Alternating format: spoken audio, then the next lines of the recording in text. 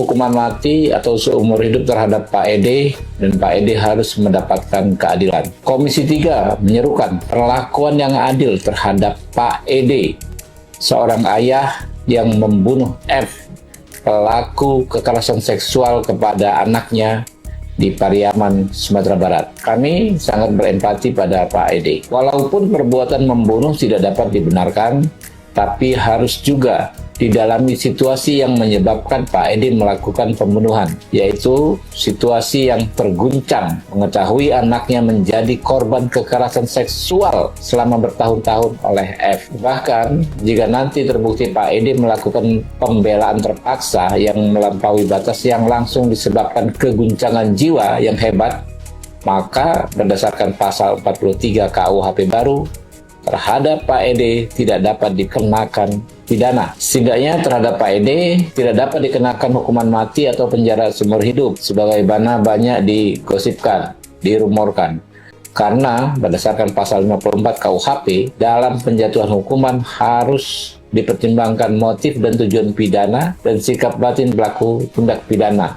Dalam hal ini, Pak Ede memang melakukan pembunuhan karena sakit hatinya dan rasa cintanya kepada anak perempuannya. Jadi hukum itu harus ditegakkan dengan rasa keadilan. Komisi 3 DPR RI akan terus melakukan pengawalan dan memantau berjalannya pemeriksaan dalam perkara Pak Ede ini. Semoga Pak Ede mendapatkan keadilan. Assalamualaikum warahmatullahi wabarakatuh.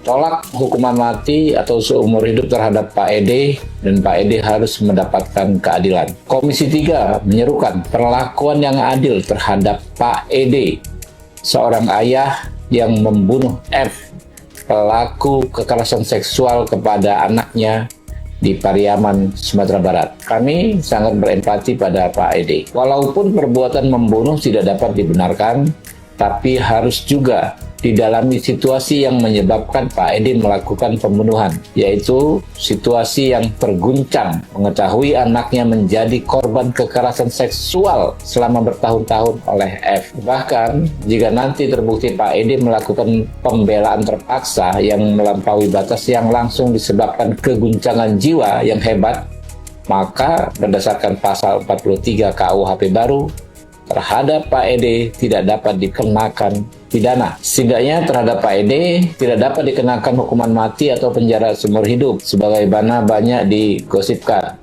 dirumorkan.